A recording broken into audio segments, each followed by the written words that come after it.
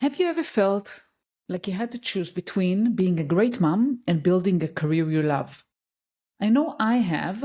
For those of you who don't know, I have 4 children, and I also built a career in tech for over 20 years. I led engineering, and many times I ask myself, what am I doing? Is it even possible to build a career and also grow my family and be a mom and be a good mom? And also, my guest today felt those same feelings. Her name is Tracy Marlowe.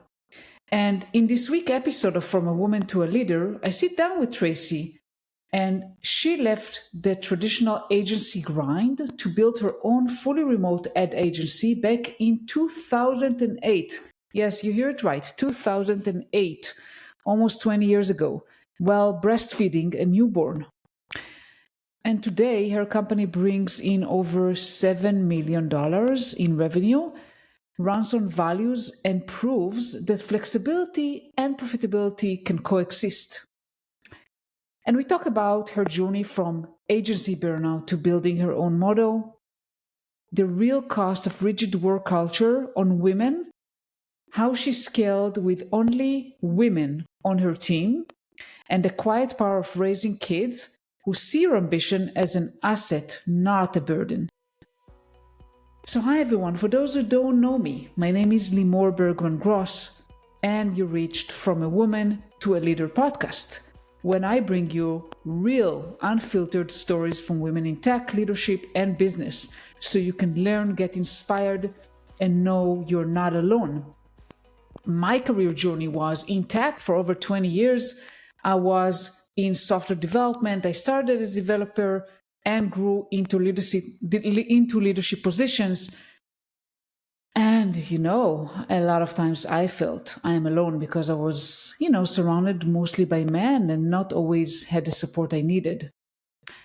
If you are tired of the either or narrative, this episode will give you the fresh yes and I wish I had that when I was a young mom, because I cannot tell you how many times I felt, can I be a mom and thrive in my career? What am I doing? So hopefully that can help you. Listen now. Don't forget to subscribe so you never miss another episode. So are you ready? Let's dive right in. Hi, Tracy. How are you? Hi, I'm good. How are you? Thanks. It's lovely to have you here. Thank you so much for joining me. Thank you. I'm glad to be here. Yeah. So let's dive right in. And I know that you're coming from a rich marketing background. So can you share a little bit how you got into marketing, how you started your career? Sure. I was always fascinated by marketing from a really young age. It's interesting because even I remember being a teenager and people in my family and family friends would actually ask me for marketing advice, strangely. And I just intuitively had a good instinct before I even took classes and learned about marketing. So I was always very fascinated by it, and got into marketing in my 20s and got into an ad agency and started climbing the ladder at pretty early in my career. Was always fascinated by all the things.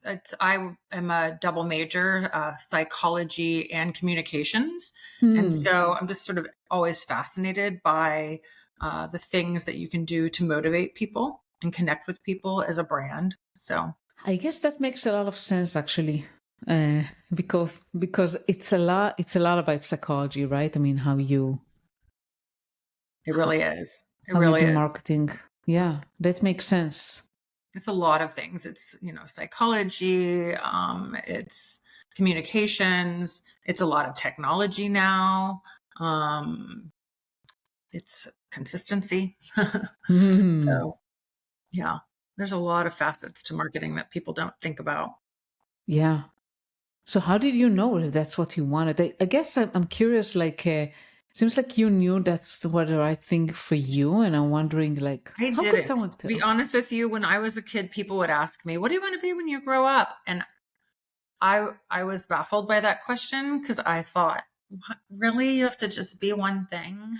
I don't want to just do one thing. I want to do lots of things." And so I did have earlier in my career, I did dabble in a few other industries first. I kind of did different jobs. I was like a stockbroker for a while. I worked as a hotel manager for a bit. I worked in the largest gourmet grocery store as a man in management, food and beverage management for a while. And it was I did really well in all of those things. But when I landed in marketing, I was always very attracted to it. I just couldn't figure out how to get my foot in the door. And once I finally did, I really thrived in that Hmm. environment, and I did very well in my career. And I realized once it clicked, I was like, no, this is actually what I want to do. So Cool. yeah. So I kind of had to try a few things, dip my toe in to a few different industries and different career paths. And the thing that I like about marketing, I think, was it's very much fed that desire and curiosity for me of not getting bored. I want to learn new things, and the idea of, going to work every day and doing the same job and having it be just very routine, that sounds very boring for me. And I love that marketing, I'm always learning new industries, new businesses constantly. And so, and even those businesses are always evolving and, markets change. And so it just keeps me, I'm always constantly hungry for knowledge and learning and curiosity. And so it feeds that for me. Marketing does. That's wonderful. And you kind of did a shift from working at an ad agency Mhm. kind of to starting your own agency. Can you share a little bit how that kind of happened to you? Or Yeah, I was very much a career gal. I was working in my um on my path towards, greatness, climbing the ladder, very ambitious. And I remember all of my priorities and everything I thought I knew about the trajectory I was on just all kind of came to a screeching halt when I had a baby in 2007. And it basically just turned what I thought was what I thought I knew about myself on its head. Because I realized that while I still really did want to work and do work that I was proud of, and feel like I was being challenged intellectually, I also realized that I wanted to be a good mom and I wanted to feel, I was kind of dealing with that sort of pull. I think a lot of women who make that choice to have a child, and then they're like, wait, I still want to work. I want to do yeah, both. So how do I do good at my job and not feel guilty that I'm, not giving it my all? It also feel like I'm giving it all, my all as a mom. And so I was feeling that tug, and I realized that by going independent and becoming, my own boss, I could have both. And I could also, what was lovely, I ended up being able to create a company that was able to give both to other women. And so that's the thing that I love as well is that I've created a company that's built on a very flexible family first work model. mm, And so we have ended up employing like all women. So, wow, that's incredible. yeah, I really attracted that because that's what I wanted for myself, was to be able to work hard, um, do amazing work, but also be able to leave in the middle of the day to go to the daycare and breastfeed my child and not have a boss, rolling his eyes because I'm, leaving in the middle of the day. Is I the wanted ad agency word very masculine? Um, it is actually, the interesting thing is that 85% of global consumer buying decisions are made or heavily influenced by women. Yet 71% of creative directors in the United States are men.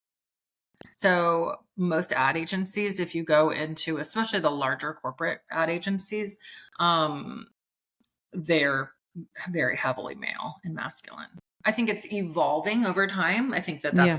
that's shifting. Yeah, as women are coming into their power in the workforce, but it's still been slow, especially when you look at the real huge buying power that women have. for sure. And seems like it's very demanding kind of job, kind of what I'm hearing from you between the lines. Like when you become a mom, it's like it's been really hard to figure out how to balance, right, motherhood with working at an at agency. It was. I was working very late hours when I was working at the agency for somebody else. It is a The thing about marketing and advertising especially is that it is very deadline driven. Everything's always on deadlines. But at the end of the day, and I remind my team of this all the time, we are not brain surgeons. We are not saving lives. This is advertising. So there's days where it gets very intense and it feels stressful. And I'm like, simmer down. We need to give ourselves a reality check that, we can, you know, can't take it so seriously. So we do take our work seriously. We work really hard, but at the same time, I try to let everybody, live in an environment where they're not working 60-hour work weeks and they're not stressing themselves out because life is short. We should work to enable us to have more full lives. Our life should not be 100% about work. I believe that. I agree with you, and I also agree that flexibility is really key. I think you mentioned it before. I mean, especially for moms, it's so critical, right, to have that flexibility. It doesn't mean that we don't want to work and we work hard, but we need that flexibility so we can take care of our kids and family. Yeah. I think it allows women to show up more holistically at work, if they feel like they're taking care of home at the same time. Yeah, I mean, for me, I mean, I worked until 5 years ago. I worked in corporate, and I most of my career worked in office. And in 2016, I took a fully remote job, and it changed my life, literally. I mean, I all of a sudden, was picking up my kids from school. I was serving them food. I was helping them with homework while still doing my job. It was a Mhm. life changing for me, and I felt like, okay, I never want to go back Yeah. to working in an office Yeah. ever I think again. COVID changed that for a lot of people. Yeah, seems like things are starting to shift back. Mhm. Um, I'm curious how it will be, but definitely flexibility is very, very critical for women. I think so too. And I think that's going to be I agree with you that I advocate about remote work all the time, but I also recognize that a lot of companies were not like mine. I built my company from the ground up to be remote. I mean, Yeah, everything for our company was built to be remote. So if you have a company that was built to be in person and then all of a sudden you're forced to be remote, that's a whole different ball of wax. So I recognize why there's companies that now are saying, hey, this isn't really working for us, because they really probably weren't built to do that. They weren't even hiring. I mean, we hire people specifically. We do personality profiling. We are very specific with who we hire because not everybody should work remote. But for those who really thrive in that environment, it's a total win. It's a great, it's a great win-win for the employee and the employer and the clients, honestly. yeah, I'm So curious about that. So the profiling that you do, is it like something that you created internally, or you use some tools? I used some different tools until I found one that seemed to do a good job. It's a combination. I would say we do the profiling as one thing. And then there's just certain things that we look for when we're hiring, um, different personality traits, and really also people who worked remote, because a lot of times people think they want to work remote until they work remote and then they realize they don't like it. So if it's, I really do tend to hire people who've had experience working remotely and been very successful with it. Yeah, I makes let them, I sense. let them find out somewhere else. I don't want to be the guinea pig. So Yeah, I just had a call with a client today that he's working hybrid, and he said like, I want to work in an office. So yeah, definitely for some people it doesn't work. That's for yeah. sure. And the other thing is for us, we've built a really robust sort of communication system. So nobody feels like they're working on an island. Everybody is communicating all day long and very regularly. We are, having meetings. I feel like we see each other all the time, even though we're all in our homes, because we do have a really regular meeting cadence. We are communicating online. I think that helps, and I think that's a lot of a problem for some people is that if their business isn't set up with that, people can feel very isolated. For sure. What works for you? So you said you're meeting and communicating online. What kind of make, because I mean many companies have tools and they use Slack or Teams or whatever. I mean, what works for you, for your company? We have our company is set up using the entrepreneurial operating system is called EOS, and that system of running your business actually has built in regular meeting cadences so that Mm, we just alone are meeting on a regular basis, usually face to face with each other, either as a company once a week we meet, and then we have department meetings regularly, every single week. And then in addition, so most of those are done through Zoom. But then we also utilize, we've been using Skype before there was even a Slack. And so mm, we just have gotten used to that and we just use that. It's just for chat or whatnot. But then it's also our project management system and everything are all online as well as our servers. So all of our files are in the cloud. Our entire yeah, project management system is all in the cloud. And we're communicating through that all day long as well. So just a lot of touch points with each other. And I yeah. think that Makes helps. sense. Makes total sense. And I Yeah. was wondering, I mean, I know that the ed agency is very demanding kind of environment, and you said like expectations a lot of times are to work 60 hours a week and even more. So how do you balance that? I mean, you have your own agency with like 20 or 19 employees. I don't know. 19 people, if you include the part-time people we have working for us. So Yeah. how do you kind of balance, like you said, yeah, you said we're not brain surgeons, but you are there. So how do you balance kind of, letting your employees balance and find kind of the right balance between their personal life and work, but still remaining profitable and like being attuned to your clients? There's a lot of things that we measure on a regular basis. So we make certain that people are taking their time off, right? I mean, we do have a very robust, like paid time off and Mm-hmm. holidays. We typically, not always, but we try if we can to close during Christmas for like a week, Mm-hmm. just so that everybody can unplug and spend time with their families. Um, we also, though, at the same time, so you're doing that, making sure, management is saying, hey, I'm looking at your PTO and you have not taken time off. You need to make sure you're taking time off for yourself. We Mm-hmm. do monitor people's, they enter their time because we bill time, similar Mm. to like a CPA or an attorney. We bill for our time.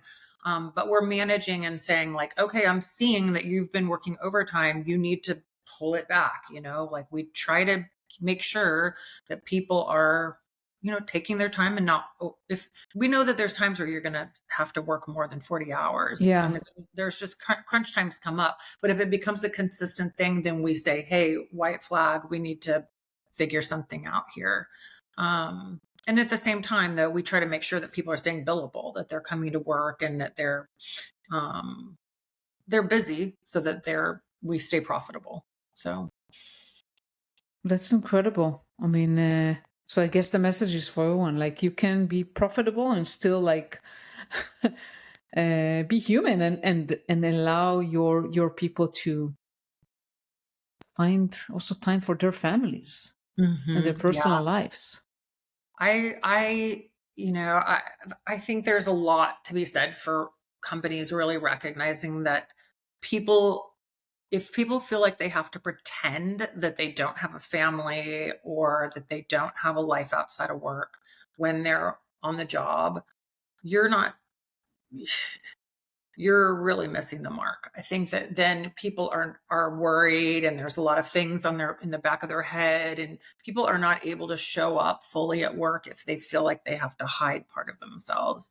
And I think when you allow people to be fully, taking care of their families and things that are important, and we prioritize that, and don't roll our eyes at people if they have to stay home with a sick kid, or take, or even just leave in the middle of the day to go see a recital or something like Yeah. that. We applaud those type of things. Or I had a lady that we knew that every day she had to go be out. Her kids were really little, and when the bus came, she had to be there, standing there, or the bus would not leave her children at the corner. So we didn't schedule meetings during that time that included her in it, because we knew she had to be there for her kids drop off. And so, it's just accommodating that, and recognizing that, and that made her, that really was an important time in her life, and that was great that she could be there for her kids when they got off the bus every day. So This is wonderful. And I think that also creates a sense of even a kind of a sense of community, right, within the workplace. That yeah, people feel like they're part of something, like they're part of, I don't know if you say family, but it's like it feels like home. it's Feels your like they're, work family for sure. I yeah, mean, we spend more time with the people we work with, honestly, I think, than we do if you work full time, than with the people you see at home, really. I mean, when you factor it in, more of our waking hours are spent at work than at home. And so you should feel like your work actually cares about you as a human yeah, being, you know? yeah. And I think also it creates a sense of commitment and motivation with the Mhm. people that work for you. I think it's kind of a work in a way that the more you trust people who work for you and the more you accommodate for their needs, the more they are committed and I trustworthy. agree. And when Yeah. you try to do the difference, like you're trying to control people, you're trying to force them in an office, you're trying to monitor their hours, you're trying to kind of control them in a way, they're less likely to Mhm. be committed and motivated. Yeah. No, I would agree. I would agree. We've been very lucky in that regard. I feel like our people, I don't want to say lucky. I think we've cultivated a culture of just caring. And it's a very, um, just like I said, family centered and very family focused workplace. And um, I think that that's created just a really healthy culture, and it's made for some incredibly loyal team members. And I love that. Yeah, So that's incredible. And do you have any advice for women that maybe, face similar challenges to what you face? Like they start a family or expand a family and they are struggling to balance both family and their career. yeah, I don't know. That's a tough one. I think it's one of those things where you have to try to find the balance, and if it is something like if there's ways that you're able to arrange something with your workplace where you're able to work from home a day or two or whatnot to help, help find accommodations, then I think that more and more employers are being more accommodating. I know for me that was, I mean, my employer at the time, when I did end up leaving that agency at first, I was like, the first time I quit, they were like, "Don't leave. We don't want you to leave. We'll let you work from home. We'll let I mean, we will accommodate you. We will do all these things to accommodate you because we don't want to lose you." And I think there are a lot of employers that feel that way. If they have an employee that they really love, but they see that they're really torn, and that they're finding it challenging. Um, Sometimes we don't know until we ask, and so um, that's something to think about. I know that that's just it's a hard thing. I think that mom guilt is a real. The struggle is Y- real. Yeah. Most women who are working women um, have felt that at some point in their life. I will say this: my kids, when they were little, the school that they were at. They were at a private school. Um, and most of the moms didn't work. And there were times where they would, I mean, my kids were so well trained. They would get, I'd pick them up every single day at school, but a lot of times I was on a call. And so I had a signal, like when they were getting in the car, where they would be about to get in the car, and I'd like give them the signal that I'm on the phone, and they could get in that car so quietly. And they were little. I mean, they were in elementary school. They could quietly get in that car, and I could drive for 30 minutes and they would be dead silent while I conducted these calls. And I mean, that was the reality, you know. Yeah. They knew, that, and this was before COVID. So working Yeah. remotely, I was a little less, I think, outward about it. I mean, everybody knew our company was 100% remote, but I think my kids being around, I wanted to be a little more secret about it. Yeah. Um, People didn't quite get it yet. Yeah. Um, and and so, they kind of grew up in that environment of having a mom that was working, full time from the house and in the car. And they did say to me, Mom, other moms don't work. Why do you have to work? And I told them, I was like, I choose to work. I want to have a career. I'm grateful to have this career. I like the work that I do. I'm proud of it. And my daughter now is that baby that started this whole thing, is graduating high school this year. And she has said Oh, to me, she's said, I don't ever want to be a stay-at-home mom. I want to be like you. I want to be a working mom. I'm incredibly proud of you. I'm proud you're my mom. I am proud for people to see that you're my mom. I mean, she has said so many things that have made me really grateful, and feel like I did make the right choice. And I think that, um, it's made me a more full person, having not, for me. I think that there is nothing against people choosing to quit their jobs and be a full-time mom. I think it's a beautiful job within itself. But for me, I still needed a career, and I still needed to work. It just was something that I needed as a person. And I think that that's very, beautiful that my daughter sees that in me, and that she is grateful for it, and that it's also given her a good role model, in terms of, her own, like putting her own future, plans for her own future, um, and laying that, kind of paving the groundwork for her as she starts now kind of embarking on her own, college career, as well as sort of planning like her own future. That now the thing that I struggled with, where I was like, should I be more like those moms? Should I really not want to work? And should I be more like them? And now I feel really grateful that I followed my own path, yeah. and made that choice, because I think that it was the right choice for me, the right choice for my kids. Yeah. I very much relate with you because I felt exactly the same. Like, I was maybe less so in Israel, but when I lived in the US, I think most of the moms were not working. And I was actually surprised because most of them were very educated women. Mhm. And I was, oh, I guess that's what it.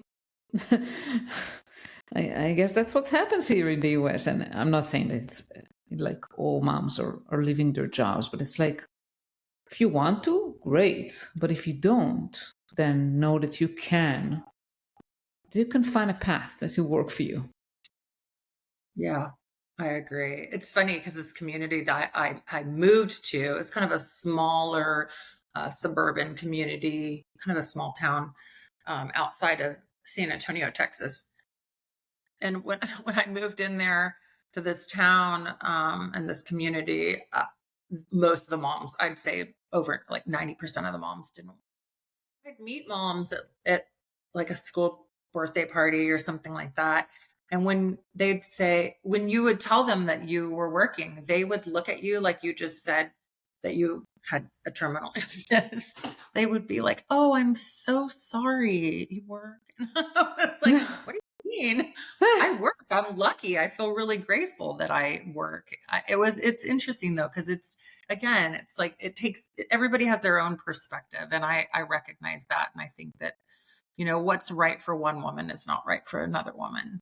For We all sure. just have to make our own path and do what's right for us and what's right for our family. For sure.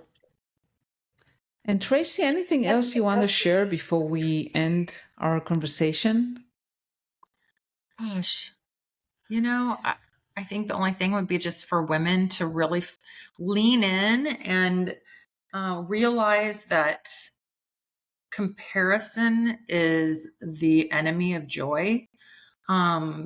That's the one thing it took me a really long time to learn. I think as a career woman, a lot of times I was always comparing myself to other women, especially with how you huge social media has become. And I feel like we have a tendency always to put our best selves out on social media.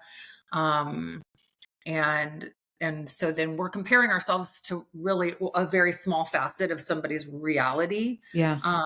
So we have to stop doing that and maybe turn off the social media for a while and don't, worry about that, and just be you and be real and follow your heart and do what's right for you and your family, and it'll all Sure. fall into place.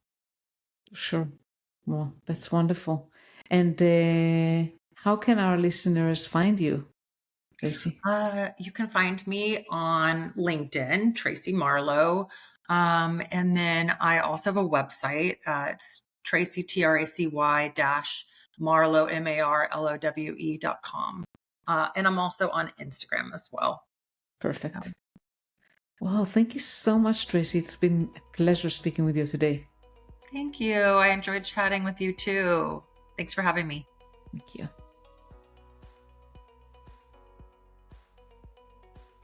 Thank you so much for tuning in today to the conversation I had with Tracy. I hope you enjoyed it. And before you go, can I ask you a quick favor? If you enjoyed the conversation, I'd be so grateful if you can share the episode with a friend or leave a quick review. It really helps the podcast reach more women in tech. And make sure that you subscribe, because next week's episode is one that you definitely don't want to miss. And next week, I'm speaking with Harini Rajagopal, and she's a senior manager in data engineering who has done it all, from analyst to data scientist to engineer, and now leads teams with clarity and heart. And Harini shares the surprising truth about becoming a manager, the soft skills that matter most, and 2 career tools that completely change her trajectory. And here's a hint. One is Excel and the other might surprise you. So don't forget to hit follow, and I'd love to hear what resonated most with you. And feel free to send me a DM or email me to limor@limorbergman.com. I always reply. And I'll see you next week. Thank you so much for listening. Bye-bye.